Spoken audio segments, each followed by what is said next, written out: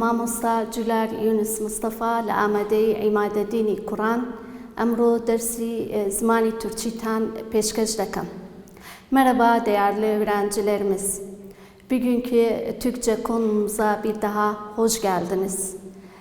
11. sınıfın kalan konularıyla bir göz atmak istiyorum. Yani biz daha önceden aldığımız konularının devamını burada size anlatıyorum. Özellikle dil bilgisinde. Diğer konularına şöyle sözlü olarak size anlatıyorum. Tabii bugünkü konumuz girmeden önce daha önceki konumuz neydi? 2 şiirimiz var. Biri Uçan Kuşlar. Onu ödev olarak size vermiştim. Bir de Kanlı Gömlek şiirimiz var. Köroğlu'nun hayatı da var. Orada iyice onları okuyup ezberlersiniz. Bunların dışında konu başlığı olan tabii bizim yani ondan sonraki konumuz dil bilgisi hariç nemiz var? Kuş yemi var. Kitabınızda kuş yemi bir güzel bir hikayedir. Onu okuyup anlamı ve anlatım çalışmalarında siz yaparsınız. İyice bir göz atın konuya. Konu çok güzel bir konudur ve orada bir yoksul çocuğun nasıl ihtiyaçları olduğu halde neyi satmak zorunda kaldılar ve neler oldu olayı güzelce anlayıp bir olay planıyla yazılan bir güzel yazımız var orada. Bunların hepsinin dışında şimdi dil bilgisine geçiyorum. Yani kuş yemi bir hikayedir demek istiyorum. Ondan sonraki konumuz nedir? Dilimizi öğrenelim veya dil bilgisinde hangi konumuz var? Yapılarına göre veya yapısına göre tümcelerimiz var. Yapısına göre tümceler ne demek? Daha önceden biz aldığımız tümceleri hepimiz biliyoruz. Yani isim tümcemiz var, fiil tümcemiz var. Ama burada yine fiil tümcesi üzerine konuşuyorum ve bu fiil tümceleri kaç türdür yapısına göre. Her şeyin bir yapısı var biliyorsunuz. O yüzden biz de tümcenin yapısına bakmak istiyoruz. Nasıldır ve hangi türlerimiz var. Gördüğünüz üzere ben burada sizin için şöyle ayrı ayrı yazdım türlerini. Birinci türümüz nedir? Basit tümcedir. Basit tümce ne demek? Basit tümcede sadece ve sadece bir yüklem bulunur. Yani şöyle birkaç sözcükten oluşur. Burada bir yüklemimiz olur. Şunu da bir not olarak size veriyorum. Yani biz basit derken illaki 2 sözcükten veya 3 sözcükten oluşan bir tümce değil, belki de birkaç sözcükten oluşur ve bir tek yüklemi olur. Bir tek yüklem varsa böyle tümcelere ben ne derim? Basit tümce derim. Basit tümce derim. Birazdan sonra size de örnek olarak birkaç tümce veririm. Ama burada basit tümce derken mesela kapı açıldı desem veya kapını açtı desem burada ne var? Bir tek iş var, hareket var ve o yüzden buna basit adı verilir. Basit olduğu için bir yüklemimiz olur. Bunu not olarak siz de yanınızda yazabilirsiniz. Bir tek yüklemi olur. Yani bir tek yargı olur demek istiyoruz. İkinci tür ise, ikinci türe geçiyorum. İkinci türde birleşik tümcelerimiz var. Birleşik tümceler ne demektir? Tabii biz bunun da çok bir uzun türleri var. Ben detaya girmeden size şunu demek istiyorum. Birleşik tümceler neden oluşur? Çoğu zaman derken yani her zaman değil, çoğu zaman bir yan tümcemiz olur. Yan tümce derken yani eylemsi. Eylemsi olur, biri eylemsi olur. Yani birinci tümcemizde bir eylemsi olur veya diğerin bir iki eylemsi de olabilir. Yani bir tane değil, belki de 2 tane eylemsimiz olur. Yine bu tümcede birleşik tümce var çünkü bazınız yanlış anlayabilir. Bu tümcede yine bir yüklemimiz olur. Yani temel yüklem olarak bir yüklemimiz olur. Diğer yüklem ise eylemsidir. Yüklem değil, eylemsidir. Yani burada bir daha önceden aldığınız konuyu da hatırlatmak istiyorum size. Eylemsiler çok bir önemli konudur. Daha önceden anlattım size. Geçen derslerde anlatmıştık. Eylemsilerin türlerini, hepsini, eklerini ezberlemişsiniz. Biliyorsunuz mesela sıfat olan ulaç, ortaç, bunlara eylemsi deriz. Ad soylu olanlar, bunlara hepsine eylemsi, koşarak mesela, gelip, bunlara eylemsi denir. Yani tam olarak eylem değil ama eylemsidir. Bu tür yan tümceye veya tümcecik tabirle deriz. Bunlara bir tek veya iki tane bulunabilir bir tümcede ama sonunda da bir yüklem bulması gerekiyor. Tabii ben sonunda diyorum da ama belki de ortada olur. Önemli olan yüklem, bir tane yüklemimiz var yine. Bunun farkı diğerden basit olanlar nedir? Farklı şudur, işte burada başka bir yan veya eylemsi, yan tümce veya eylemsimiz var. Bunun da bir sürü türleri var tabii ki birleşik tümcelerin. Ben kitabınıza göre çok basit anlatmış. Ben de o kadarcık size anlatmak istiyorum. Mesela bazen de SSA alır burada. Yani eylemimiz veya eylemsi olan burada SSA. Mesela yağmur yağsa içeri girerim. Yağmur yağsa. Yani şart eki olarak bir sa ekini alır. O da sonunda da bir yüklem alır.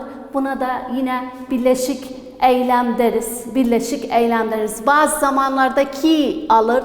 Ki ekini veya bağlacını, pardon ek değil, bağlacını alır. Bağlacını aldıysa da yine buna birleşik deriz. Birleşik eylemler deriz. Birazdan size de örnekleri de açıklarım.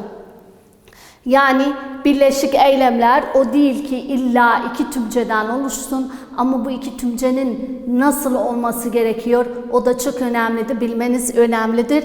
Eylemsiyle bir tek eylemimiz olması gerekiyor. Yerleri acaba sorsanız, yerleri önemli midir? Yani bir yüklem burada olsun, orada olsun, sonunda olsun önemli midir? Hayır, önemli değil. Önemli olan tabii ki bizim anlamını bulmak. Yani tümcenin iyice anlamını anlayıp ondan sonra çözmemiz çok önemlidir.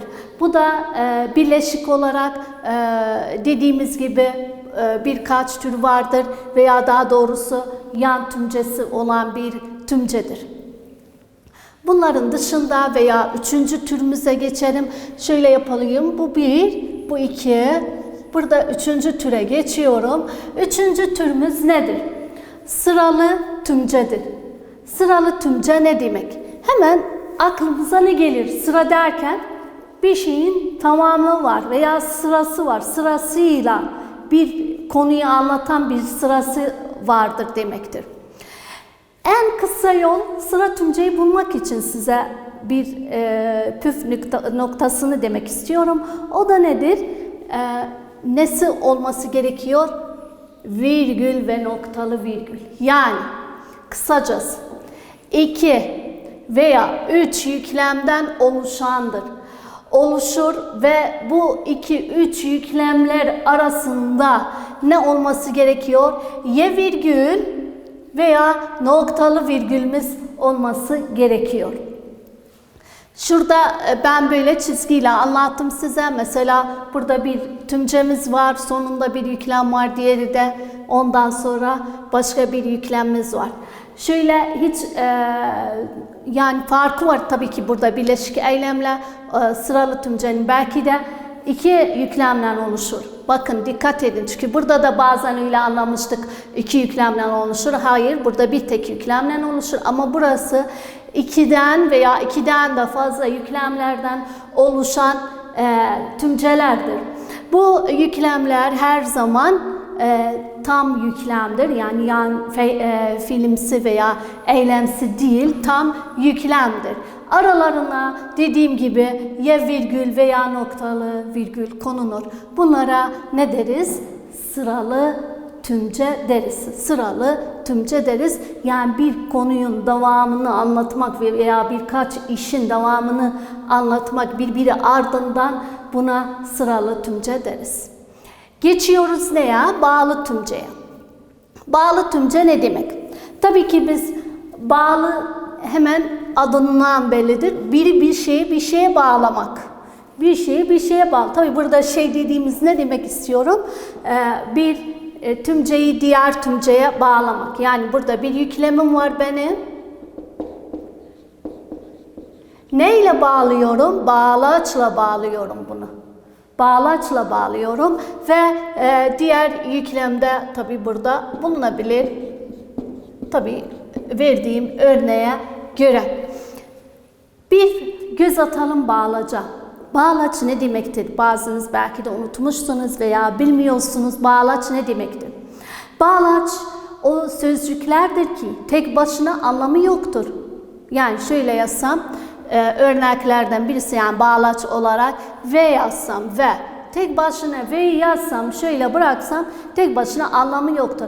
Ama tümce içerisinde iki tümceyi birbirine bağladığı zaman ve anlamlı oluyor veya bu işe yarıyor bizim için. Veya ne derim? Ama desem, zira desem. Bunlar hepsine ne deriz? Bağlaç deriz. Tabii bir sürü bağlaçlarımız var. Bu bağlaçlar hepsi iki tümceyi birbirine bağlar. Bir tek bağlaç hariç. Bir tek bağlaç hariç o da nedir? Ki bağlacıdır. Biraz önceden hani anlattım dedim birleşikte onu kullanırız. Ama burada bağlaçların türlerini hepsini kullanabiliriz. İleyi de kullanabiliriz. Doğrudur, ile bazen adat olarak kullanırız, bazen de bağlaç olarak ama ile de yine bir tür bağlaçlardandır. Bunlara hepsine ne deriz? Bağlı tümleç deriz eğer bağlaç bulunursa. Çok önemlidir. Bağlaç bulunursa. Çünkü birbirine baktığınız zaman hepsinde mesela bunda yüklem var, onda yüklem var, bunda da iki yüklem var. Bunu nasıl ayırtabilirim sorsanız dediğimiz gibi en basit yolla sıralı tümceyi noktalı virgülle ve virgülle ama buradakini neyle ayırtabilirsiniz? Diğer türlerden bu bağlaç yoluyla. Yani bağlaç bulunursa bu tümcede ne demektir? Bağlı tümce deriz. Bağlı tümce deriz. Hani iki tümceyi birbirine bağlar. Bu son tür olarak size anlattım. Yani 4 tür bizim yapısına göre 4 tür tümcemiz vardır. Her dördünü şu an biz açıkladık. Ve bunların türlerine ilgili birkaç not verdim. Umarım faydalan buldunuz. Şimdi geçiyorum örneklere. Burada açıkladığımız konuyla ilgili birkaç örneğimiz var burada. Onu da size burada güzelce, iyice bakalım anladık veya anlamadık bu konuyu. Onu burada gösteriyorum bir basit örnekle tabii ki. İpek eve gidiyor. İpek eve gidiyor. İlk önce ben bir tümcede hangi tür olduğunu bilmek üzere neyi ararım? Yüklemi. Her zaman şunu yapın. Yüklemi arayın. Yüklemi aradığım zaman burada gidiyor diyorum. Gidiyor nedir? Tabii yüklemdir. Burada bir yüklemim var benim. Kaç yüklemim var? Bir tane yüklemim var. O zaman bu ne, hangi türdür derim veya tür olarak yapısına göre senden sorulsa ne dersiniz? Bu nedir? Basittir. Basit bir tümcedir.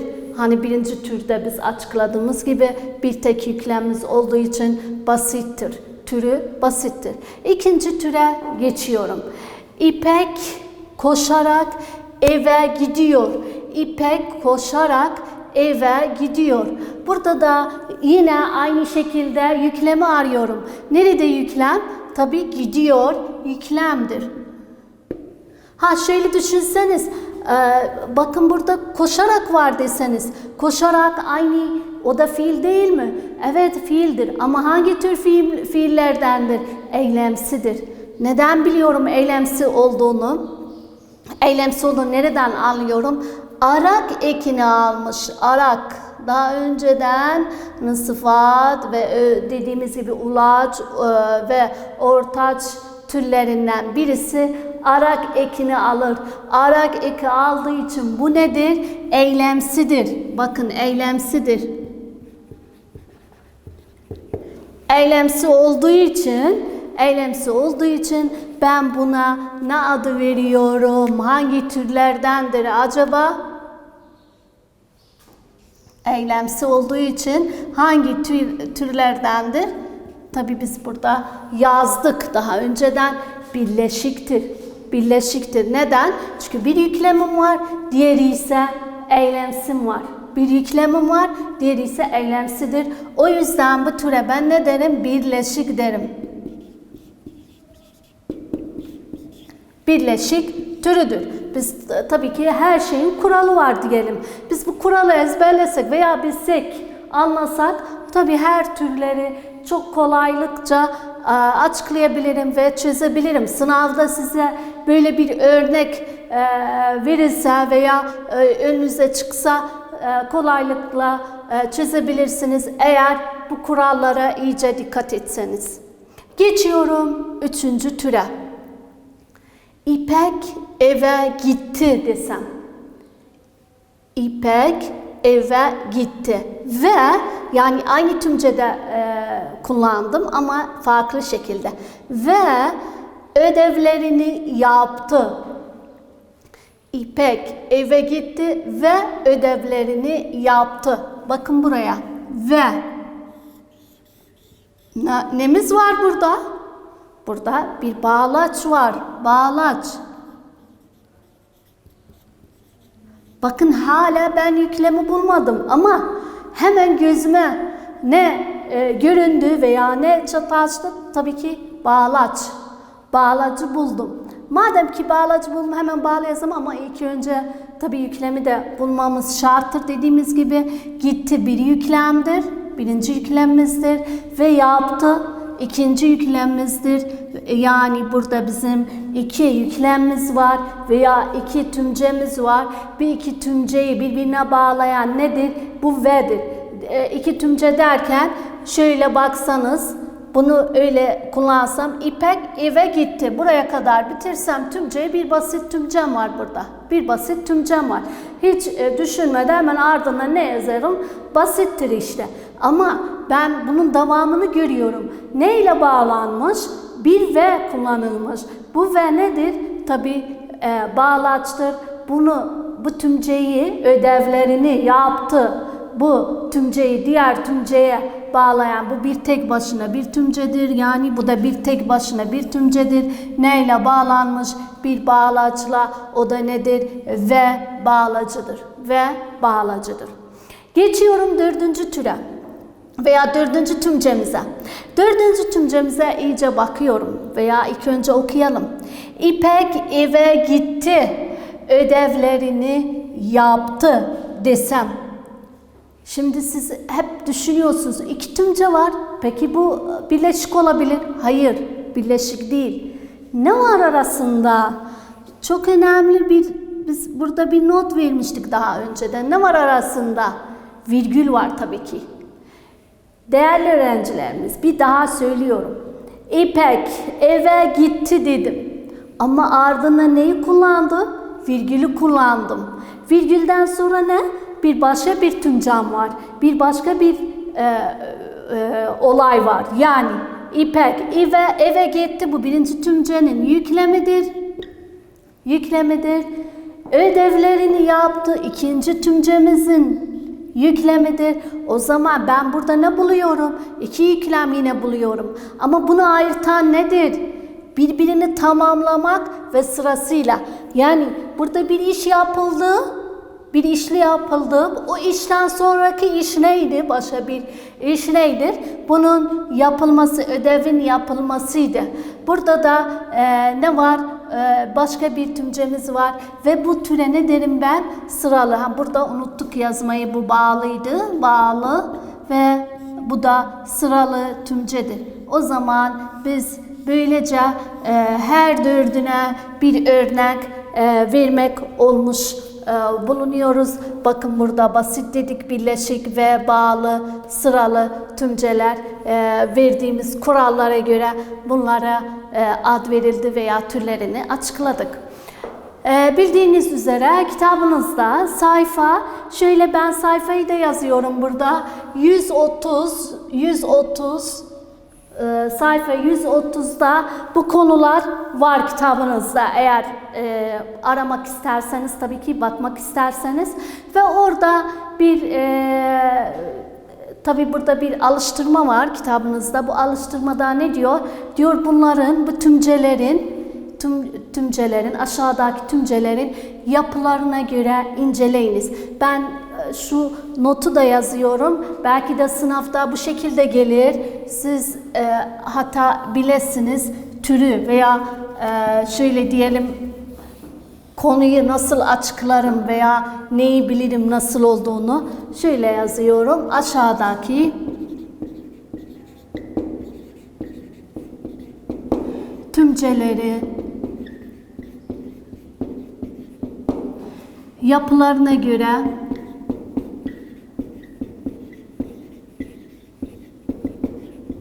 inceleyiniz.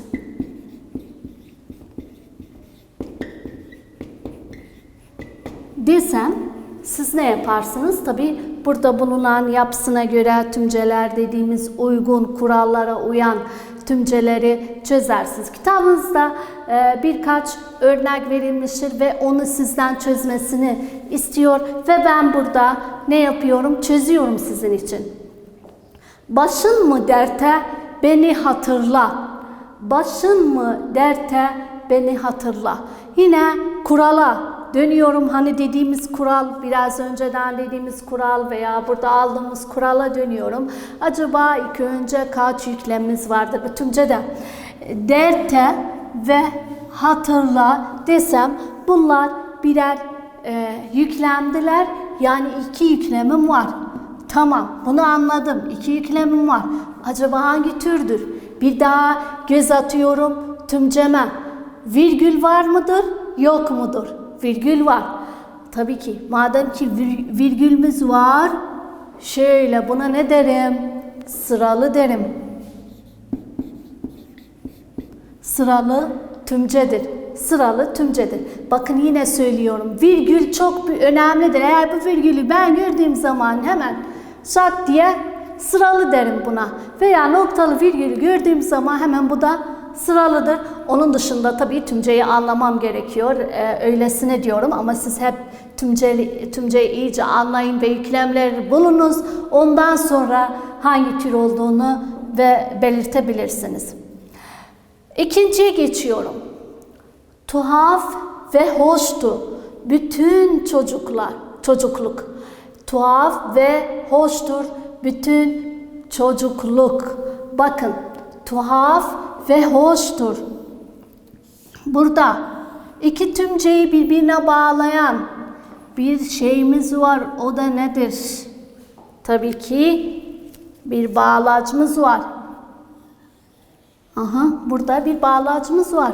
Madem ki bağlaç buldum, bağlacımı hiç düşünmeden, hiç yüklemi bulsam bulmasam hiç önemli değil bence. Burada hemen ne yazarım? Hangi türdür? Bağlıdır. Bağlı tümcedir. Bağlı tümcedir. Geçiyorum üçüncü tümcemize. Okulun bahçesindeki burada ağaçlar budadılar. Buradaki okulun bahçesindeki. Şimdi ben biraz önce de hani ki dedim. Bağlaçlarda ki hariç burada bağlı tümce olur. Ama buradaki kimiz bağlaç değil. Çünkü kelimeyle beraber yazılmış, bitişik yazılmış. Buna not olarak yanınızda yazınız veya biliniz. Eğer bitişik yazılsa herhangi bir ki, buradaki ilgi ki deriz buna, bu bağlaç değil. Sadece ve sadece tek başına yazılan kiler ve diğer sözcüklerde hani bağlaç olanlar tek başına yazılır. Onlara iyice dikkat ediniz. Burada ki olan bağlacımız. Tabii bağlaç değil burada, ilgi yani ek olarak burada kullanan ilgi ekidir. O yüzden ben bunu hiç aklımda bile geçmesin. Yani bu bağlaç değil, bunu iyice biliniz. Bir daha Tümce'yi okuyorum. Okulun bahçesindeki ağaçlar budaladılar. Ne var burada? Bir yüklemim var. Yüklemi bulmaya çalışıyorum tabii ki. Yüklemim, bir tane yüklemim var. Yine dönüyorum. Bakın biz basit anlatırken ne dedik? Yüklem bulunabilir ama bir uzunda tümce olabilir. Yani bir tek yüklem bulunur ama bir uzun tümce. Bakın burada birkaç sözcükten oluşan bir tümcedir. Ama bir tek yüklemi var. Belki bundan da daha uzun bir konu anlatmak veya bir yargıyı anlatmak istesem bir tek yüklem bulduğum zaman buna ne derim? Tabii basit derim. Basit tümcedir. Ve son olarak veya 4. örneğimiz, kitabınıza göre tabii örnek verilmiş.